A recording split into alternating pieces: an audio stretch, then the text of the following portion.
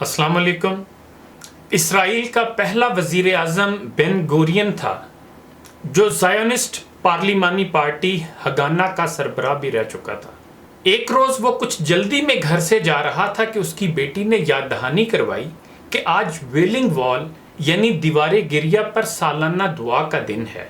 یہ وہ دیوار ہے جہاں یہودی گریہ کرنا عبادت سمجھتے ہیں۔ بن گورین نے جواب دیا کہ ریاستی امور سے متعلق کچھ اہم کام نپٹانے ضروری ہیں۔ اس کی بیٹی نے کہا کہ سالانہ دعا سے اہم اور کیا کام ہو سکتا ہے؟ بن گورین نے اس موقع پر اپنی بیٹی کو تاریخی جواب دیا کہ اگر صرف دعا سے کام ہوتے تو تمام عرب اور مسلمان حج کے اتنے بڑے اجتماع میں اسرائیل کی تباہی اور بربادی کی دعا مانگتے ہیں تو اسرائیل تباہ ہو جاتا۔ بن گورین نے اپنی بیٹی کو جو جواب دیا اس میں آج ہمارے لیے بھی بہت بڑا سبق پوشیدہ ہے۔ مسلمان آج دعائیں تو ضرور مانگتے ہیں لیکن عمل سے عاری ہیں۔ نتیجہ ہمارے سامنے ہے۔ عرب اور باقی مسلمان دیکھ لیں کس حال میں ہیں اور نوزائیدہ یہودی ریاست دن دگنی رات چگنی ترقی کر رہی ہے۔ پھر بن گورین نے اپنی بیٹی کو کہا کہ میں ریاستی امور طے کر کے شام کو دعا میں بھی شامل ہو جاؤں گا۔ 1 ارب 40 کروڑ مسلمان اس 60 لاکھ کی آبادی والے ملک کے سامنے بے بس ہیں اور آہستہ آہستہ اس کی شرائط پر تعلقات استوار کرنے کی فکر میں ہیں۔ یاد رکھیں، کوئی بھی انسان اپنی بزدلی کی وجہ سے موت سے نہیں بچ سکتا۔ اقبال نے خوب کہا تھا، فضائے بدر پیدا کر فرشتے تیری نصرت کو، اتر سکتے ہیں گردوں سے کتار اندر کتار اب بھی، اور کہا کہ آج بھی ہو جو ابراہیم کا ایمان پیدا، آگ کر سکتی ہے انداز گلستاں پیدا۔ اگر صرف دعاؤں، التجاؤں اور مذاکرات سے مسائل حل ہونے ہوتے تو نہ بدر جانا پڑتا، نہ احد، نہ خندق اور نہ باقی تمام جنگیں لڑنی پڑتی۔ اللہ کے نبی صلی اللہ علیہ وآلہ وسلم سے بڑھ کر صلح جو، امن پسند اور حکمت کار کون ہو سکتا ہے؟ لیکن دنیا کا اصول ہے کہ لاتوں کے بھوت اور شیطان کے چیلے صرف باتوں سے نہیں مانتے، ایسا نہ ہو تو کلیمی ہے کار بے بنیاد۔ اور ہم مسلمان یہ بھی یاد رکھیں کہ عباسی حکومت کے آخری دور میں ایک وقت وہ آیا جب مسلمانوں کے دارالخلافہ بغداد میں ہر دوسرے دن کسی نہ کسی دینی مسئلے پر مناظرہ ہونے لگا۔ جلد ہی وہ وقت بھی آ گیا جب ایک ساتھ ایک ہی دن بغداد کے الگ الگ چوراہوں پر الگ الگ مناظرے ہو رہے تھے۔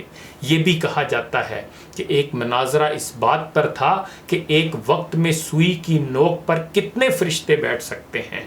دوسرا مناظرہ اس موضوع پر تھا کہ کوا حلال ہے یا حرام۔ تیسرے مناظرے میں یہ تکرار چل رہی تھی کہ مسواک کا شرعی سائز کتنا ہونا چاہیے۔ ایک گروہ کا کہنا تھا کہ ایک بالش سے کم نہیں ہونا چاہیے اور دوسرے گروہ کا یہ ماننا تھا کہ ایک بالش سے چھوٹی مسواک بھی جائز ہے۔ ایک مناظرہ یہ تھا کہ اصحاب کہف کے کتے کا رنگ کالا تھا یا سفید۔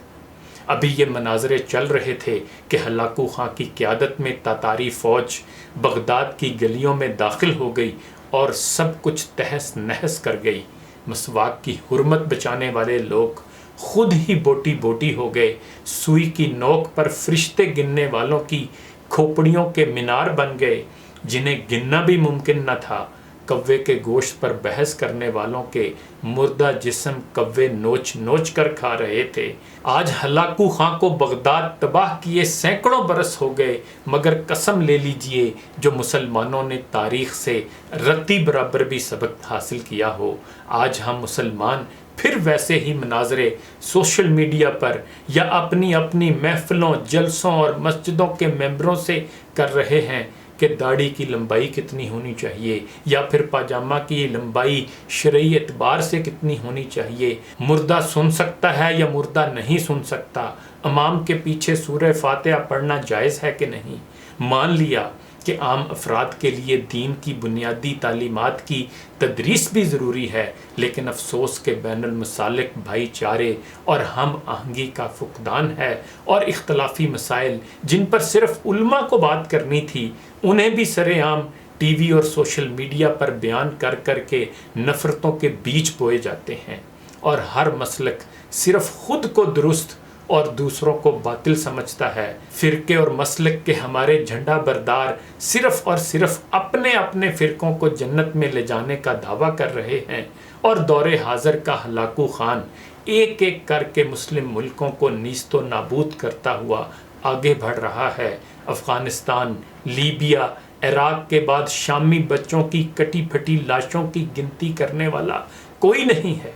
بے گناہوں کی کھوپڑیوں کے مینار پھر بنائے جا رہے ہیں۔ فلسطین اور کشمیر کی حالت زار ایسی ہے کہ زارو قطار رو کر بھی دل ہلکا نہیں ہوتا۔ آدم علیہ السلام کی نسل کے نوجوانوں، بوڑھے اور بزرگوں کی لاشوں کو کوے نوچ نوچ کر کھا رہے ہیں، اور ہوا کی بیٹیاں اپنی عصمت چھپانے کے لیے امت کی چادر کا کونا تلاش کر رہی ہیں، اور ہمارا عمل بتاتا ہے کہ ہم خاموشی سے اپنی باری آنے کا انتظار کر رہے ہیں۔ اگر ہم انہی بے معنی باتوں میں الجھے رہے تو دشمن نے یہ نہیں دیکھنا کہ کس کی داڑھی چھوٹی ہے اور کس کا پاجامہ ٹخنوں سے نیچے ہے۔ جنگ میں دشمن کی گولی شیعہ سنی، دیوبندی، اہل حدیث، حیاتی مماتی کا فرق نہیں کرتی۔ خدا را سوچئے، اب بھی وقت ہے ایک ہونے کا، اتفاق و اتحاد پیدا کرنے کا۔ اقبال کو یاد کر لیجئے، جس نے کہا تھا کہ منفعت ایک ہے اس قوم کی، نقصان بھی ایک ہی سب کا نبی، دین بھی ایمان بھی ایک، حرم پاک بھی، اللہ بھی، قرآن بھی ایک، کچھ بڑی بات تھی ہوتے جو مسلمان بھی ایک، فرقہ بندی ہے کہیں اور کہیں ذاتیں ہیں، کیا زمانے میں پنپنے کی یہی باتیں ہیں؟ انہی گزارشات کے ساتھ اجازت چاہوں گا، اپنا خیال رکھیے گا، اللہ حافظ۔